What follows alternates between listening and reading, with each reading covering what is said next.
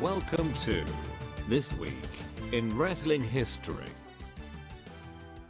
All right, welcome back to another episode of This Week in Wrestling History. As always, we're your hosts, Ryan, Jacob, Yo, and what do we got this week? it's the 25th episode. Yes, 25th anniversary show. No. Kind of. No, well, kind of, but Kind of. not really. But 25 shows, that's pretty cool. I think it's really neat. I mean, yeah, we've been consistently plugging along. We've missed, 3 weeks total? I think something like that, which, yeah, sorry everyone for missing last week, but no, life occurred. Yeah, life and snow. Yeah, that's what it was. So, Yeah. again, if everyone hasn't figured it out yet, we're in Rochester, New York, and it decided to dump a bunch of snow last week on the day we were going to record, and we ended up spending the entire evening clearing out our driveways instead of recording. Yeah. Took too long. I didn't want to come back in and sit down and have to try to focus on something. I just mindlessly played video games after that. So Yeah, I didn't want to drive across town and sit down at his place and then have to drive back across town. So yeah. All right. So what do we have for this week? Our special 25th episode. Well, to go along with our special 25th episode, we have the 25th episode of Raw, where it starts out with No. Yokozuna versus No. Crush. And No, that's not what we agreed on. uh-oh. Did you watch the wrong episode of Raw? I did watch Raw number 25. No. 25th anniversary of Raw. Oh. Well, good news is I did watch that too eventually. Good. But first, I did watch the 25th episode of Raw.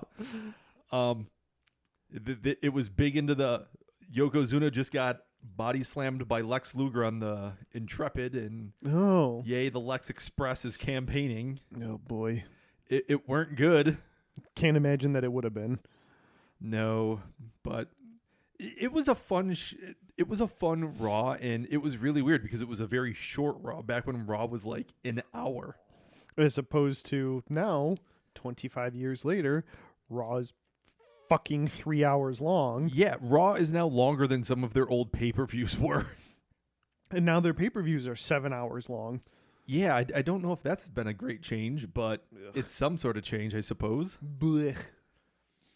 Okay, so what we're actually going to be covering, is Raw 25, not the 25th episode, the 25th anniversary of Raw, that last January, was it? Yes. So not quite this week, but close to this week, and Still history. like the 25 theme. And this is the Raw where if nobody had seen it, to kind of start off, they split the venue. Right, so half the show was from the Manhattan Center, which was The original home of Raw. right, the quote-unquote original home of Raw, if everyone remembers. It's the Hammerstein Ballroom, where ECW did a lot of shows as well from. Wait, it's the same building? It's the exact same building, yes. Why do they call it two different things? Well, I don't know. Why does the local arena here, the War Memorial and the Blue Cross Arena? Because it used to have one name, then they sold the name rights to another company that named it something dumb. That's fair. All right. And then they also have the other half, the main half of Raw, at the Barclays Center, which is now kind of the pseudo home for wrestling and whenever it comes to New York. Right. It's not the home for any big events that WWE ever runs in New York City, but Well, I mean, they've done SummerSlam there like 4 years in a row. was it? I thought they did NXT TakeOver here, and then They've done takeovers there, and they've also done SummerSlams there. I thought the SummerSlams were in a different arena. Okay, well, never mind what I just said then. So yeah, this is a thing. So my biggest takeaway, so I'm going to give some overall thoughts on this whole thing first before we get into the specifics. Overall, WWE definitely knows how to do a video package. That intro video package made me feel things for wrestling that I did not know I could feel. Right. It was a really great 25-year recap of Raw, all the big cool moments and All the everything. sad moments. Yeah. A lot of big moments in there. And the rest of the show is also existent. Yeah, it was there. Right. So again, we'll talk about some general stuff right off the bat here. This was a notorious show because of what happened in the Hammerstein Ballroom there. Yeah, it not only for what happened at the Hammerstein Ballroom, but more or less what didn't happen. Yeah, about to say exactly what didn't happen there. So you would have thought that the show being split kind of quote unquote in half, you would have gotten a bunch of stuff in one location, a bunch of stuff in the other location. At least a bunch of matches in one location and a bunch of matches in it. Probably not the same amount because the Barclays Center is definitely bigger. You're going to want probably a few more things happening there than at the Manhattan Center. Right. So maybe what would have been a neat idea was all of the kind of current event stuff happening in the Barclays Center and kind of more of the throwback stuff all happening over in the Hammerstein. Would have made sense. And I think that's kind of what some of the attraction to the people that would have gone to the Hammerstein Ballroom would have been there for, is more of the retro throwback nostalgia stuff. Yeah, and especially because from what I remember reading is that the tickets at the Manhattan Center were significantly more than the ones at the Barclays Center. Oh, definitely. And again, they were probably going to be your more... I would say you're more hardcore fans. Exactly, your more there. hardcore, your smarter fans, so to speak. The smarks. Right. Like so us. what ended up happening, yes, exactly like us. So what ended up happening was you had a couple matches there and a few little token things happen at the Hammerstein Ballroom, but then most everything happened at the Barclays Center. Yeah, most of the stuff actually pertaining to where Raw was in its storytelling at the time was at the Barclays Center. Right. And you ended up with most of the people at the Hammerstein Ballroom having to watch the show basically on a Jumbotron in the Hammerstein Ballroom. Yeah, which went over like a fart in church. Right. They paid a whole ton of money to go to this arena to watch the show on a big screen coming from somewhere else. Right. Oops. Like, I could have done that for free at home. Sure could have. So they had a couple of cool things that happened throughout the night. Like, for instance, the first thing that happens, Vince McMahon comes out with Shane and Stephanie. Well, Shane and Stephanie start in the ring and kind of They thank do- the crowd. They do and- the hokey promo, like, thanks for being here. Yeah, Stephanie was a heel at the time, but they bring her out as kind of like the quote-unquote face for this whole thing, at least kind of ish. And then, As face as Stephanie McMahon can get in this day and age. right, which is still pretty tweener. Not very, yeah. So they bring Vince out to present him with an award for 25 years of Monday Night Raw. That they started a GoFundMe for. What? I don't know Bullshit. why they had to push this whole GoFundMe thing. Like, she mentions it twice, meaning we're really trying to get the whole GoFundMe. It's crowdsourced thing across. Yeah, and Vince mentions it a couple of times also, and is like, what the hell? All you got me was a plaque? Right. Like, they're really trying to make the fans feel like they're a part of this whole thing just so Vince can shit on the fans for some cheap heel heat. Which, overall, makes sense because of what follows. I mean, yes, but it's Vince McMahon. If you can't figure out how to get some heel heat without having to really force GoFundMe into the... Okay, it's supposed to be a night about Raw and how it's a 25th anniversary and they couldn't have a 25th anniversary without all the people. Vince could have easily just made it all about him and how he's the best and how...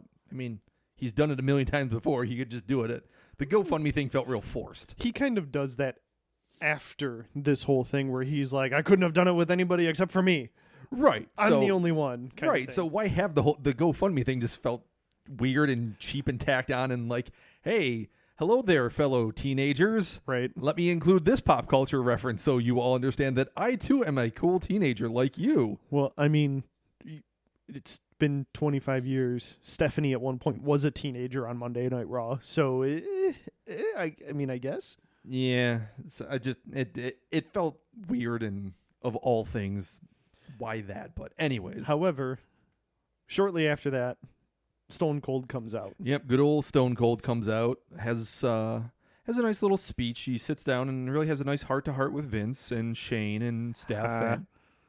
No, he doesn't. No, That's not a thing. Yeah, he walks out. Vince says, "I'm an old man. Please don't hurt me." So Stone Cold stuns Shane instead. And then Vince and Stone Cold decide, you know what? We're going to share a beer. We're going to hug it out. And then Vince gets stunned. And then Vince gets stunned, and then Shane staggers to his feet, and Stone Cold hands him a beer and stuns his ass again. Yep. So your typical Stone Cold versus the McMahon family kind of thing. Stephanie proving that she's the only intelligent McMahon by bailing out of the ring when he came down. Right. Stone Cold got a pretty decent pop. I would say probably the loudest of the night. Probably the best of the night. It was definitely think- way up there. I think the only one who got something close to it was the Balor Club later on, but we'll hit that. Right. We'll get to that one. So, all right. That's our little opening, as unfortunately has become very common on Raw, your opening talk segment instead of opening with doing something. Yeah, that's usually all it is now. All right. So after this, we had, I believe, our first match, or did we still have more crap going on backstage? We may have started setting up the night where we may have first introduced the APA poker game because, hey, the APA is in the back. They have their door. They have their card table. They're playing poker. That's right. Against Heath Slater and Rhino. That's right. Actually, the first match was just after this. Okay, so what was the first match here of the night? It was Asuka, Bayley, Mickie James, and Sasha Oh, yes, the 8-woman tag match. against Mandy Rose, Sonya, Alicia Fox, and Nia Jax. So the sad part here was, I think this was right before Paige announced her retirement. Yes, Because she was still out with Absolution. Yes, she still accompanied them to the ring. This was shortly after the injury, the stinger The that re-injury, she had. yeah. That she during a live event, she's wrestling Sasha and Bayley. Yep, and took a boot to the back. Yep, and it Put her like I down. said was a pretty nasty stinger, and she wouldn't unfortunately recover from it. Yeah, she never wrestled again, and unfortunately, they've talked about this a bunch at this point. It's not a Daniel Bryan kind of injury where, hey, you're never going to wrestle again. Oh, wait, you will wrestle again. It's not one of those where there's a chance we're going to have to rehab and do this and that and this and that. It's a nope. Right. It's what Edge refers to as an Edge-style injury where, nope, sorry, can't ever come back, not ever. It's a completely different animal. If you I could possibly never walk again if I did that. Yeah, it's one of those. I believe she had the exact same injury Edge had. I think it was very, very, very similar, but slightly different. It may have just been like on a different place in her neck. Yeah, it was still diagnosed as what, spinal stenosis? Yeah. Yeah. May very well have been. Like I said, I don't exactly remember her diagnosis. If it wasn't the same, it was super close. Yeah. So yeah. This was the build-up for the first Women's Rumble ever. Yeah, and they were moving Asuka in the right direction. She was still undefeated at this point. Yep, she had just recently been called up from NXT. Yep. Or no, sorry, she recovered from an injury she had when she was NXT champ and then came directly up. Yes. She vacated the title and came up. So she was still pretty much at the top of everybody's card. Boy, what a year makes. Yeah, it's very, very odd to see how far we've come in a year from this little shindig. So on one side we had Absolution. They're now completely gone. Sonya and Mandy are still together-ish, mostly. Yeah, I mean, they're doing tag team stuff. Yep. So, Alicia Fox still exists. I mean, she would have been, or wasn't she number 30 in the Rumble? No, that was Carmella. Oh, that's right. That's right. And we had Nia Jax and Tamina, which unfortunately is still a thing as far as most of us are concerned. Yeah. Actually, no Tamina in this one. No, she wasn't in there, but she came out with Nia, I thought. Oh, did she? And maybe Okay. she didn't actually come out with her. She may have still been. I thought this was still in the midst of her really nasty knee injury that she had. It may have been. I may be completely incorrect about her where she coming was back. But. she was walking with Big Show legs for a while. Ooh. So then on the flip side, we have Sasha, Bayley, Asuka, and Mickie James. Yep. This was right around the time she was not just coming back. She had been back for a little bit, but was She had just parted ways with Alexa Bliss, right? yes. for Right. about 3 minutes because then she ended up going back with her Exactly. by the end of the year anyways. Yeah, Mickey's in this very weird acknowledged veteran, and everyone kind of realizes she should be kind of higher up, but She's not. she's not, and honestly there's no real room for her. Yeah, at this point there isn't. Well, there might be with the women's tag belts. Maybe there you go. If she could find a decent tag partner to go into things with, that would be a great spot for her. I mean, bring Trish back for a little bit. Tag the two of them together. Maybe. I was always a big Mickey fan. It's just at this point she definitely feels like an afterthought, and honestly I don't feel like that's not the incorrect spot for her. Yeah, at this point she's the veteran that shouldn't be main eventing and keeping other people Right. I from- mean, at best, she's going to be like that gatekeeper spot of if you can beat me, then yes, you get up into the title picture. right.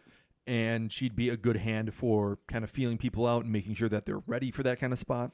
Or even if, oh no, there's an injury, we need somebody to replace somebody else, throw Mickey in there. Right. But speaking of Big Show, it feels like she might be heading into like flip-flopping heel face Big Show territory. She's turned heel and face more times than he has in the last 2 years. Well, he hasn't been around in the last 2 years, really, but There's my point.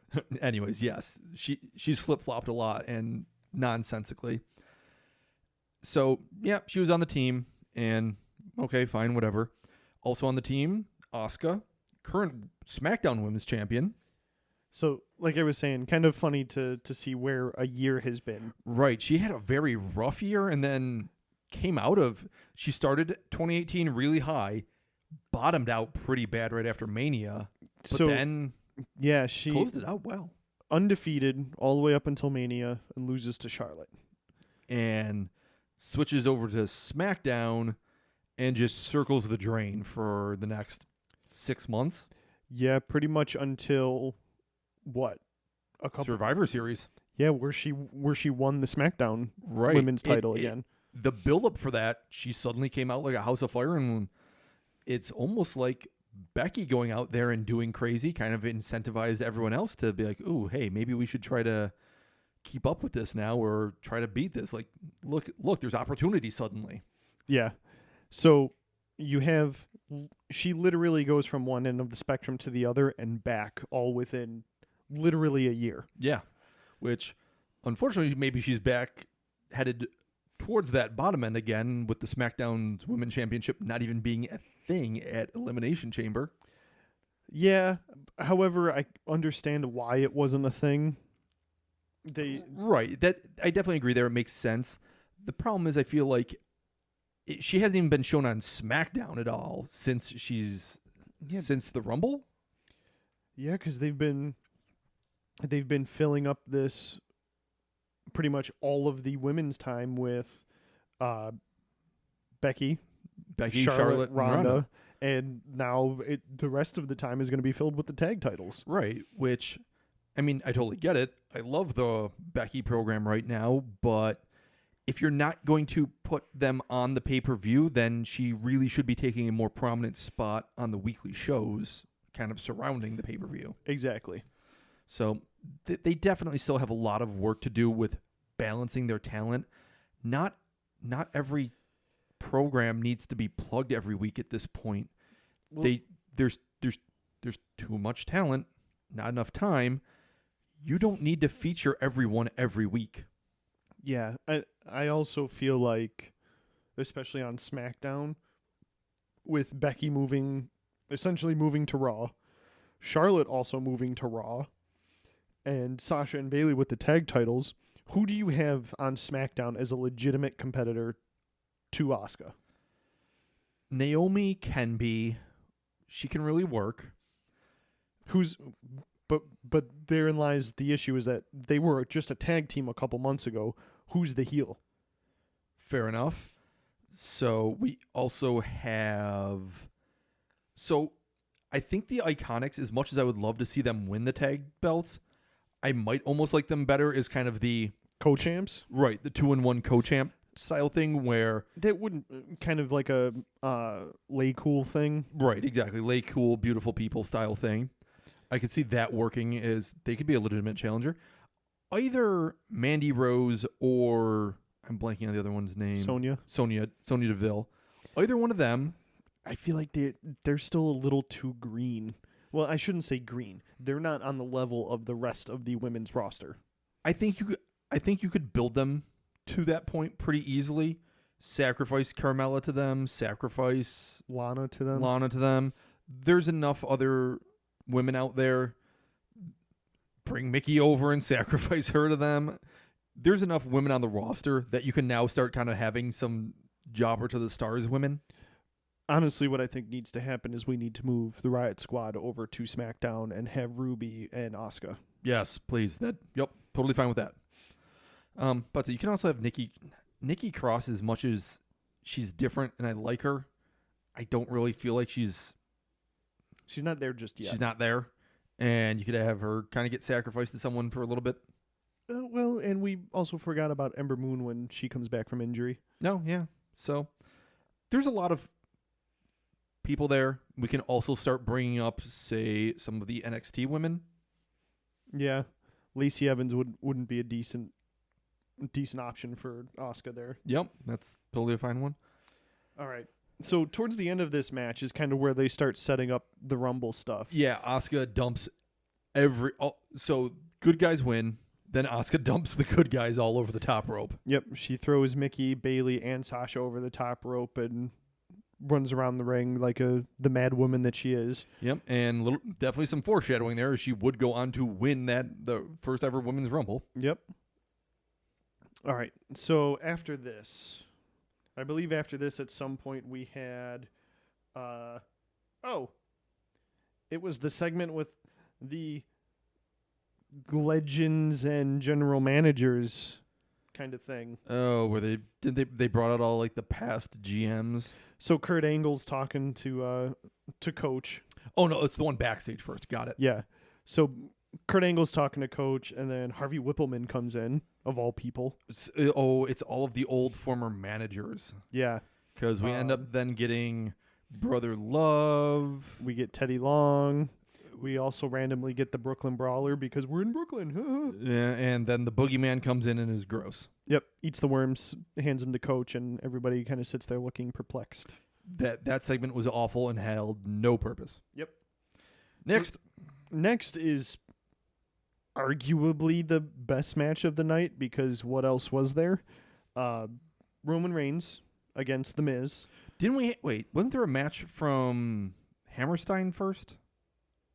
Mm-mm. Okay, I got my order wrong. Okay, after. So that's right. They brought out all of the old Raw GMs. Bring out Eric Bischoff. Bring out John Laurinaitis. Bring out the SmackDown GM Daniel Bryan.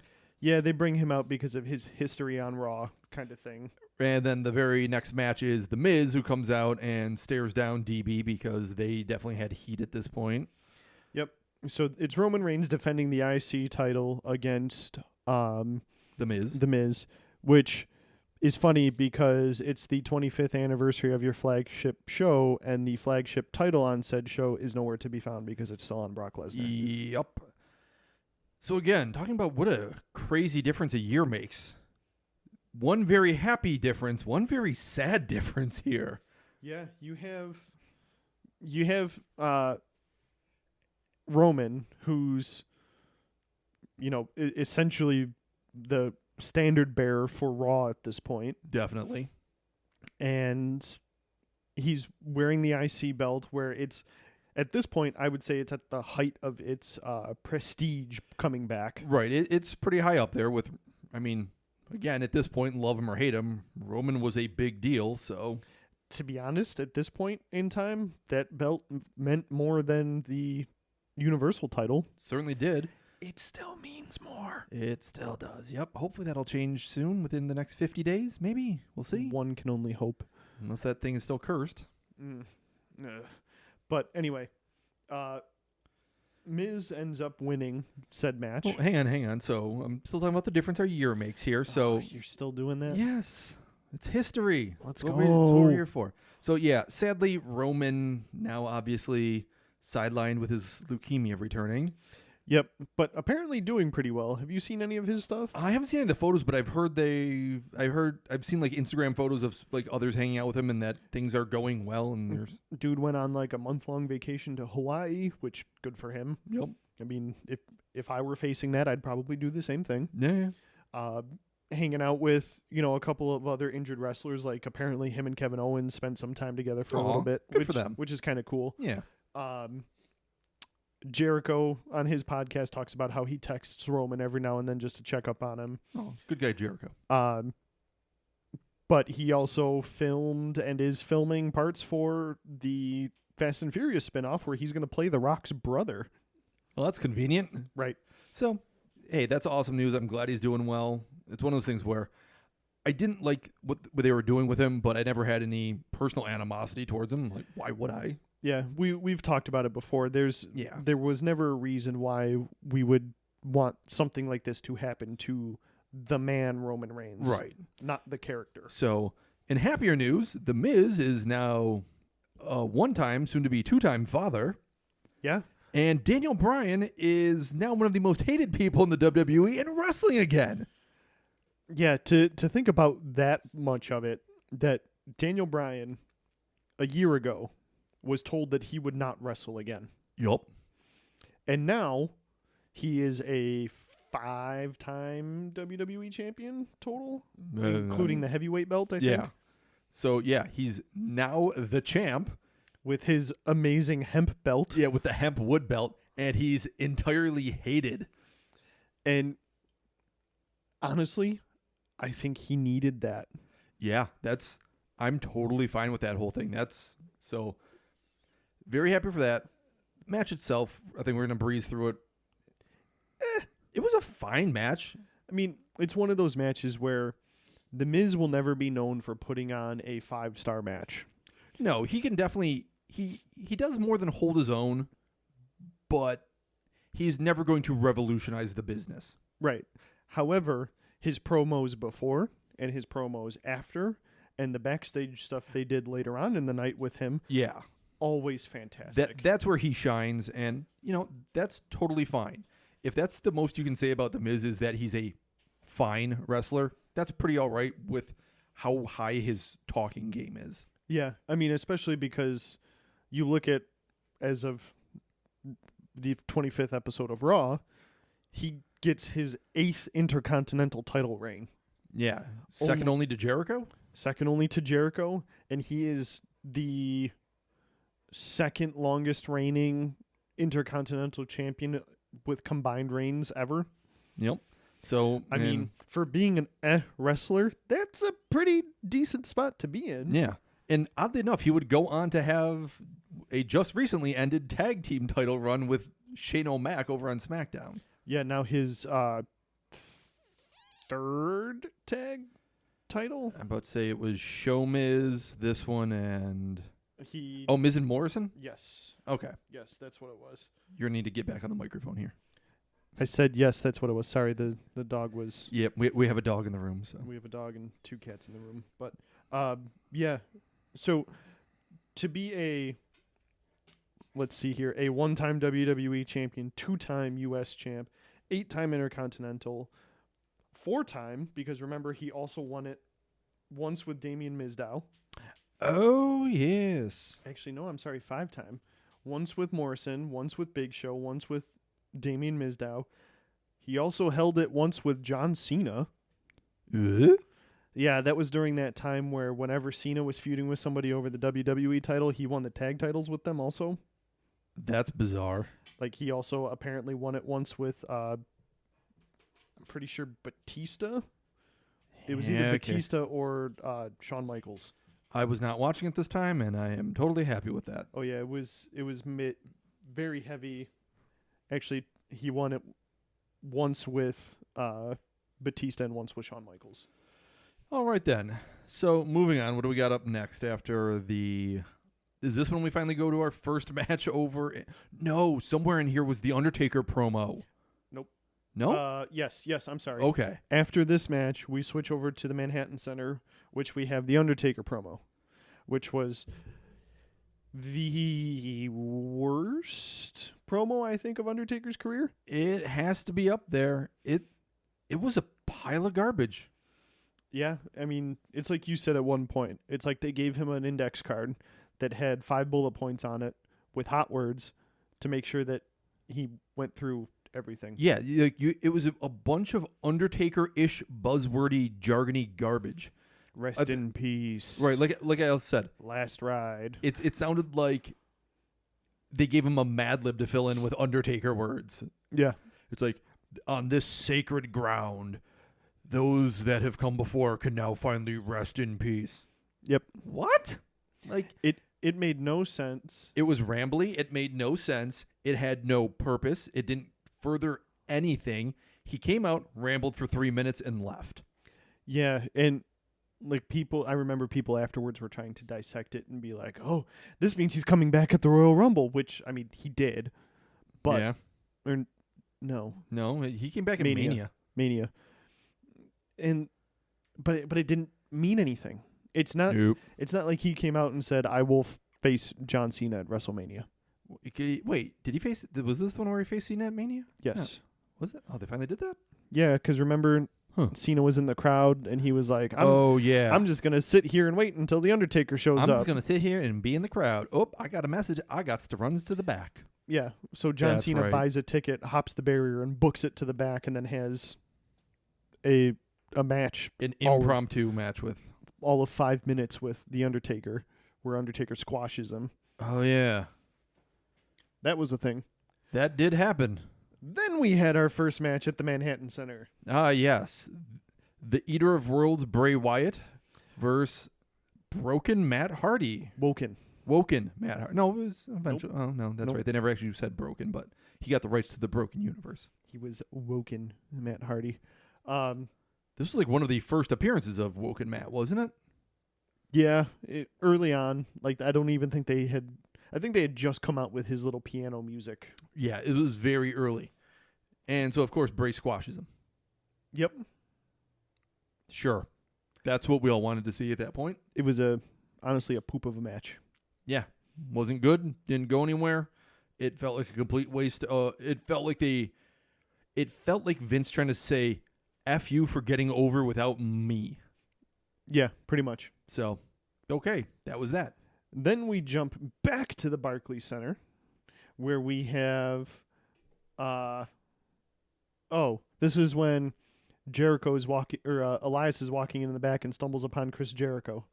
Was Jericho at this point the IWGP Intercontinental Champion? No, No, it was he shortly had- before. He had attacked Naito We had just before We had this. just had Alpha vs. Omega at Wrestle Kingdom 2.5 weeks before this. Yep, because Jericho is wearing his Alpha Club shirt. Oh, Which- that's bold. I was surprised that they let him do that. Well, he's Chris Jericho. Apparently, he can get away with these things at this point in time. I mean, sure. But it seems like Jericho has one of the best relationships with Vince McMahon out of any of the workers ever. It seems like they're probably pretty just upfront with each other. It's like, hey, I'm doing this. Cool. You want any advice on how to do that? Nope, I'm good. All right, cool. Take it easy. Yeah. So Elias walks through the back and stumbles upon Jericho, where Jericho looks at him and goes, "You got a lot of scarves there, buddy." The joke being Jericho wears a lot of scarves. Yep. So they go back and forth. Jericho asks if he could play a song for Elias on his guitar. Elias is like, "Nope, it's my guitar. You can't do that." Jericho has his own guitar. Plays then- plays a funny little poem, which then ends up in Elias being added to the list. All right, that was fine. Whatever. And then Elias comes out, has a little interaction with Cena, hits Cena with his guitar. Low blows him, then hits him. Low with the blows guitar. him, hits him with the guitar, hits him with the drift away. And that's it. Moving on. Elias ended up becoming huge last year, and then they just randomly turned him back heel again, and He's doing nothing. now he's feuding with Jeff Jarrett. Woo. Hot damn. I mean, considering that at one point, I don't know if it was after this or not, where he has that promo with Kevin Owens where they're in Seattle. Oh, it was way after this. And if you want to hear some pretty legit heat coming from people, go listen to Elias and Kevin Owens talk about a basketball team leaving Seattle. Yeah, that was a sore spot apparently. The two of them got booed louder than I think I have ever heard anybody get booed. I'm pretty sure they weren't even expecting as bad of a reaction as they got, and it broke them for a second. They're like, wait, what the? Okay, guess they didn't like that at all. Moving on. Yep. All right. So after this, we're still at the Manhattan, or we go to the Barclays Center still, and we have a tag match, which is Heath Slater and Rhino against Titus Worldwide, Titus O'Neil and Apollo Crews. That ends up going into a no contest. This was all based off of the APA poker match in the back where a bunch of legends made appearances, yada, yada, yada. Yep. Heath Slater gets caught cheating. Therefore, we have a match. Yep. In the back, you have MVP, Jeff Hardy, the Usos, Ted DiBiase. Yeah. Who else? Titus Worldwide with Dana Brooke. Yeah. That's really it. Yeah. So They end up fighting to a no contest. no contest because the Dudleys come out. Well, it was a no contest before that, and everybody else threw Heath Slater to, Oh, that's right. to They the Dudleys. all end up brawling outside. The Dudleys come out, get in the ring, call someone out. This was when Rhino was trying to teach Heath Slater to man up. So Rhino and Titus Worldwide chucks Heath into the ring. He gets the what's up, and Yep, we get a Bubba Bomb with app, and then 3D through a table. so And then yeah, Corey Graves suggested they change the name of the what's up to something more modern, the Dilly Dilly. yes. I don't get what's that. I guess I'm old now. What's that in reference to? So there's a it's either a Bud Light or a Blue Light. I think it's a Bud Light commercial where it's some king and he's collecting all of the Blue Light in the kingdom, or Bud Light in the kingdom, and whenever he cheers his Bud Light, he says dilly dilly. Okay. It's entertaining. All right. It's kind of funny. It for the 15 minutes of fame, it got whoever the king was. Sure. I guess this is the price I pay for not having TV anymore. Yep, pretty I'm much. not up to date on my commercials. Darn. We got actually that was the last match at the Barclays Center. After that, we went back to the Manhattan Center. Well, they had the segment with Yeah, the final segment was over at the Barclays, but before that, we have DX come out. original DX. Those still left alive of it. Yeah. So at first it was Shawn Michaels and Triple H. Shawn was doing his stupid run around the ring and talks about being old. Yep, he pretends to get tired from running around the ring, and then the New Age Outlaws come out. We get oh, you didn't know? and then X-Pac comes out. And then Razor Ramon comes out. Right. I'm so annoyed they called him Razor Ramon. Because Why? what was the point? Because it's Scott Hall. He's better known as Scott Hall than Razor Ramon. But in the Barclays Center, he was Razor Ramon.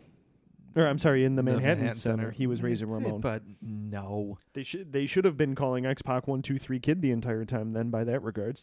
Fair enough. So they have a little thing, and then all of a sudden, the Balor Club comes out. Yeah, they talk about being too sweet, and that, of course, brings out the Balor Club. Yep, they do.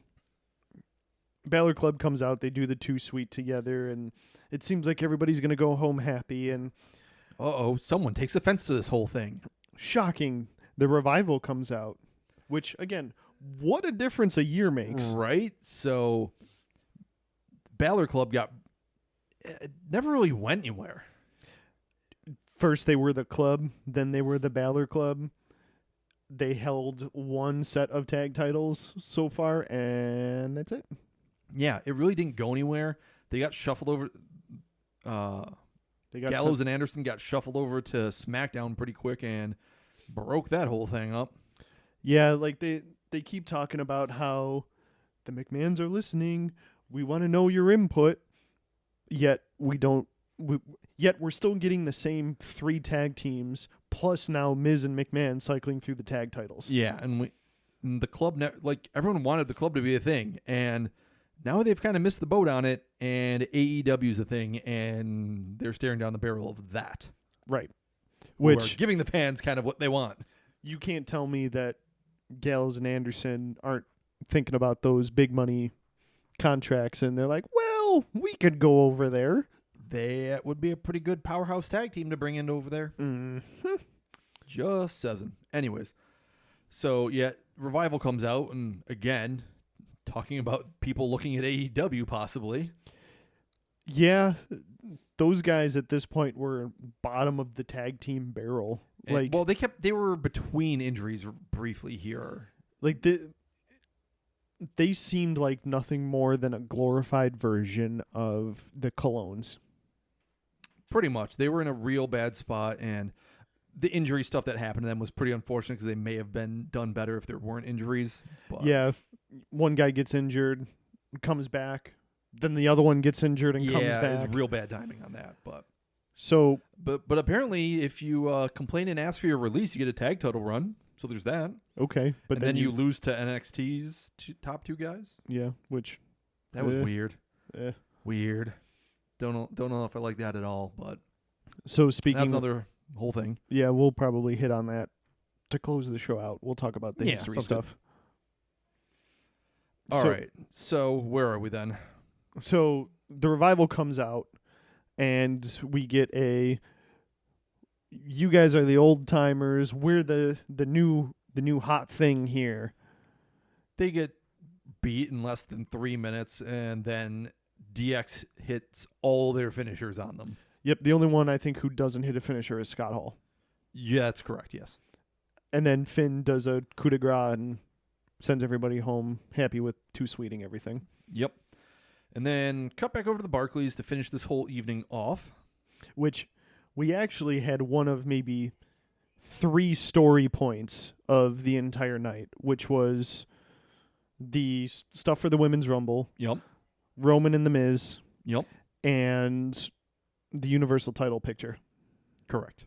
which at this point was Braun Strowman, Brock, Yeah. and Kane, Nah. which we know Kane was only in there to take the pinfall. Right. That was clearly coming. They still haven't ever pulled the trigger on Braun, which they probably should have. Right. At this point, I feel like you've missed the boat on that one. Right. He ends up going to Mania and winning the tag titles with that kid. I forget his name. Nicholas. Nicholas, yes. And then randomly turns heel for no apparent reason and then gets hurt and is now back. Yep. And meh. Well, and it's one of those things where it was kind of surprising to see the 3 of them wrestle each other at the Rumble because Kane outperformed both of them. Yeah, that's maybe not what you want to remind everyone of. I mean, to be honest, it seemed like Kane could still go. Yeah, he's He's kind of like Gold Dust. yeah, and again, how we were talking about Mickey, where doesn't really have a place in the top, but is a great gatekeeper. I think that's kind of Kane.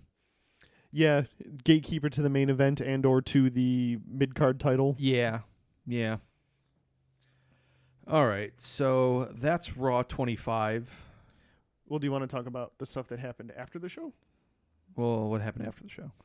So, immediately after Miz won the IC title, they packed him up and they shipped him off to the Manhattan Center. Uh-huh. So, after the Revivals match, Oh, because everyone was so pissed.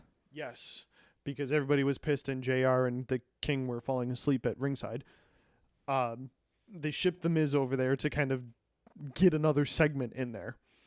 So Miz comes out and essentially starts running down DX and the Balor Club about how they're all has-beens and that they're nothing, blah, blah, blah. And then randomly Seth Rollins' music hits. Uh-huh. Seth comes out. Shawn Michaels super kicks The Miz and sets Seth up for the return of the curb stomp for the first of 3 times. And that was kind of their thing to send people home a slightly happier, I guess. I'm pretty sure that did not work. No, it did not. Yeah, that was just a poorly planned event altogether there from a company that doesn't normally plan their events that poorly. Well, and it's funny, kind of thinking about it. They go, and JR and King are talking at the very beginning of the show how this might be the most memorable Raw in all of WWE history. Not even remotely close. Like if I sat here and thought about it, I could probably name 15 more things that happened on Raw that were more memorable than this. Easily. Like, and half of them are Stone Cold. Right. I mean, IC belt getting chucked. The Zamboni. Kurt Angle's milk truck. The filling Vince McMahon's Corvette up with cement. The beer truck. Running over Rock's car with a monster truck. The ladder match for the IC title when Razor Ramon wins it. The World Championship match, ladder match, Undertaker versus Jeff Hardy. And that's everything before what? Like 2005? Yeah, that was really quick trying. So, yeah. So you have something like that where they're touting this as being Raw 1000 was more memorable than this. yeah, this was just altogether not great. It barely furthered the storylines. Was this the go home show before Rumble, or did they still have another? They tried to do way too much and didn't do any of it well. You know that there's an issue when you have 3 hours of TV and 2 arenas to fill, and you still try to do too much. And they had like 5 matches.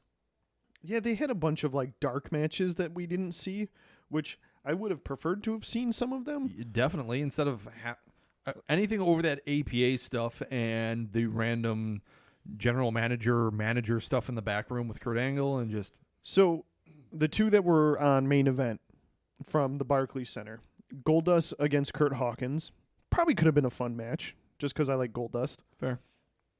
Grand Metalik and Kalisto versus Gentleman Jack Gallagher and TJP. That definitely would have been a better match than anything we saw. Then at the Manhattan Center, we had Mustafa Ali going over Lince Dorado. Again, what a weird difference a year makes there. Right.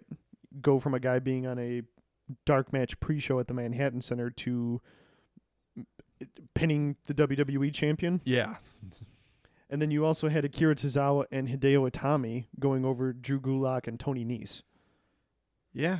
Why didn't we see some of those? Well, because we're burying 205 still. Hey, let's be like the other random internet podcast and be like, hey, we're not going to acknowledge 205 as a thing, even though it's probably the best product they have. Who's the other one? I don't know. Is it a friend of ours? Nah. All right. Anyways. So we usually do this at the beginning, but why don't we hit some of the stuff that happened this week now? Yeah, that sounds good. So we're one day out from Elimination Chamber and the Raw following Elimination Chamber. Yeah, so Elimination Chamber, we had arguably, aside from the first ever Women's Royal Rumble, probably the next biggest thing for the women's evolution. Well, they had one last year. They had an Elimination Chamber last year. But I'm talking tag belts. Oh, tag belts. Yeah. Well, It's and way up there. And they're full pay-per-view. Fair enough.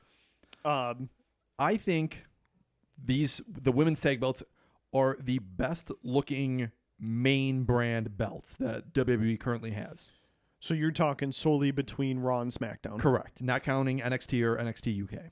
Yeah, because the NXT UK belts look amazing. Yes, those are by far the best belts. NXT, close second. Main roster, distant thirds. Yeah, I mean, you know how I feel about the US belt. Yeah. It's my favorite belt. That's your belt. IC title would be better if it was on a black strap. Yeah, I don't necessarily agree, but I get it. I think actually just for continuity of branding, I think putting all the women's titles on white belts, all the men's titles on black belts would actually look pretty sharp. Yeah. So yeah, we had the first ever women's tag team title match in an Elimination Chamber. Yeah. And they brought it. I mean, easily the second best match on the card. Yeah. So we had Nia Jax, Tamina against Bailey and Sasha, The Iconics, the Riot Squad. Riot Squad, the Dregs of Absolution. Yep. So overall, it was a really good match. They did some pretty decent storytelling in it, I thought. Yep. I mean, for being a cluster that having that many people inside of an elimination chamber Having, could be. what, 12 women in there. Unfortunately, the ending was a little predictable, but not unsatisfying at the same time. Right. So everybody knows and everybody expected Sasha and Bailey to win. And they did, so Which, good for them. I mean, if you're going to have anybody be the first ones, I think there was maybe only one other team I would have preferred. I would have preferred the Riot Squad or the Iconics, but Yeah, I would have taken the Iconics. Oh, we also had Naomi and Carmella in there. oh, okay, sure. Eliminated first because, well, political reasons. Yeah. I don't even want to get into that right now. No. If you want to know, just Google dirt it. sheet it. What else did we have on there? We had IC title match. Finn Balor, new IC champ. Oh, yeah. He was actually going against Bobby Bobby. and Leo Bobby. Rush. And Finn didn't have to pin Bobby to win the belt. He just had to pin Someone one from of their them. team. Yep. Right. And pins Leo Rush, gets himself IC belt. Yep, and Bobby proceeds to smash Leo Rush in the ring like 4 times. Which apparently is no big deal. Because they're friends Judging by the again on next- Raw. yeah. Well, hey, sometimes you got to beat the crap out of your friend that lost you a title belt. Suppose that's fair. Yeah, I guess. The travesty of Braun versus Baron still. So I'm a little upset that they did the exact same match that they did a couple weeks ago on Raw, and then they do it again for Elimination Chamber, and then they do it again on Monday Night Raw, except on Monday Night Raw it was a table match. Yeah, and for whatever reason, Drew McIntyre and Bobby Lashley are helping Baron Corbin, even though he's no longer the GM and can offer them absolutely nothing except competition towards titles they might want. Right. Like, it made no sense. So, Drew McIntyre, maybe for having personal issues with Braun, I could see that, maybe, as a stretch. That's a very big stretch. But what the hell is Bobby Lashley doing in this mess? Right. And I'm sorry, Lashley is awful. He's not good. I don't like him. He's boring in the ring. He's a less talented Brock Lesnar. Yeah, I'd agree with that. He brings nothing to the table. He does not look crisp in the ring.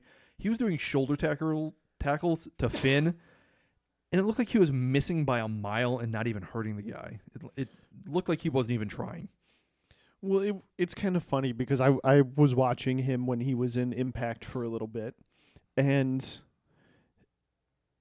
he phoned it in. I think he got a fat little contract from WWE, and he's just like, Okay, I'm just happy to be here now. right. All right. Um, We have the women's Raw title picture. Ronda beating Ruby in what sounded like mostly a squash. I mean, combined, the 2 matches were from the Elimination Chamber and Monday Night Raw were like 10 minutes. Something like that. The only interesting thing at Elimination Chamber being Becky came out with crutches and beat the living shit out of both both Ronnie and Charlotte. Yep, and then got arrested. Yeah, and like she legitimately laid those crutch shots in on them. Oh yeah, She crutches were bent. Charlotte was bleeding in her arm. and did you see the picture of Charlotte today? No. Oh, her entire arm from about her bicep to her mid forearm is a giant bruise from Becky waylaying the shit out of her. Oh, and she also busted open Ronda. Yep, Caught cracked her. her head open. Yep.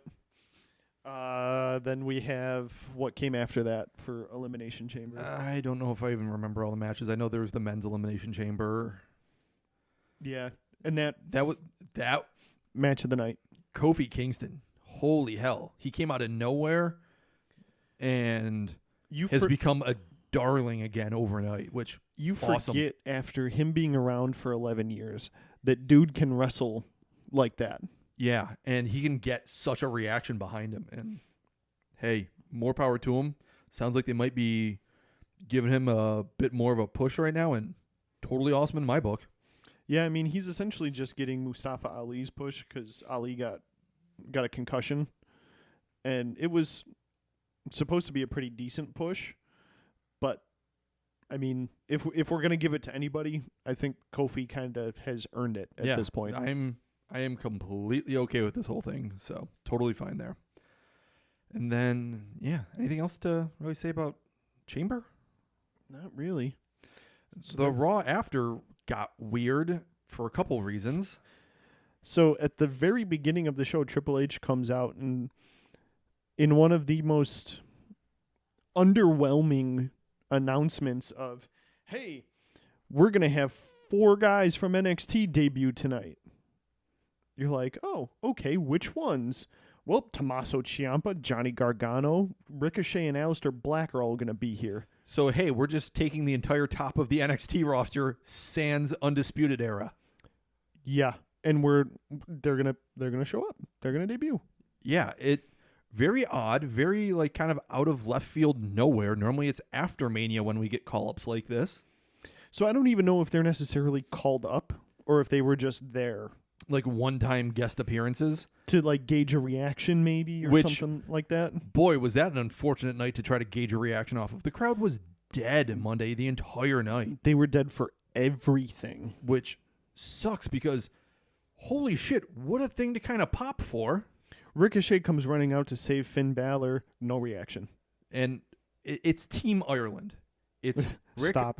Stop. It's Finn Balor. We know he's from Ireland. And Rick O'Shea. No. I'm not letting this joke go. It's Ricochet. It's one word. No, this it's is not going to be Rick a thing. O'Shea. It's Rick O'Shea. No. Irish-born wrestler. Anyway, you have Ricochet come out. No reaction. You have Tommaso Ciampa come out. No reaction. He didn't even get a heel reaction. Right. Teaming with Johnny Gargano again. It's Team DIY back together, which, okay, I don't understand why they're put as the good guys against the Revival. I don't understand why they're against the Revival. I mean, okay, they do have a little history with the Revival, but not a ton. I mean, tag titles in NXT. Right, but they worked like a 6-month program with each other. Well, I'm not saying none, but it's not like, it didn't seem like quite the blood feud. It was always just Team DIY couldn't quite get the job done because it didn't seem like the blood feud that Gargano Ciampa had going. But it was just one of those things where both of them come out, no reaction. You get Aleister Black, and they give him the dope entrance where he sits up like a vampire with the candles lining the ramp, and he gets no reaction. Yeah. Where were they? Weren't they in like Louisiana or something? Houston. All right. Fuck that crowd. Like, it was awful. Like, the fact that Aleister Black, of all people, like, I don't understand the other 3 not getting a reaction, but when you give Aleister Black his NXT TakeOver entrance, come on. Right. They'd be like Demon Balor getting nothing. Right. Like, I don't know how they screwed that up, but they did. But I don't think WWE did. The fans did. Yeah. I feel like this was one of those crowds that was just like, oh, who are these guys? Are we supposed to know them? Right. It was just very unfortunate. Like, the entire front 2 or 3 rows facing the camera, just no reaction to anything, and it just looked awful on TV. So, yeah, not great. Not great at all. Nope. So, all right. That's this week. Plugs? Time for plugs. All right. What do we got? So we got Twitter at WrestleHistPod. We have Facebook. Just search This Week in Wrestling History on Facebook or TWIWH. We have YouTube now. Search for This Week in Wrestling History Podcast. And we have Gmail. Talk to us. Send us something. WrestlingHistoryPodcast@gmail.com. You can find us at Google Play Music, iTunes, and what's the other one? Spotify. There How we could go. I forget that one? All right. I think that's everything. We good? Be good. We're history.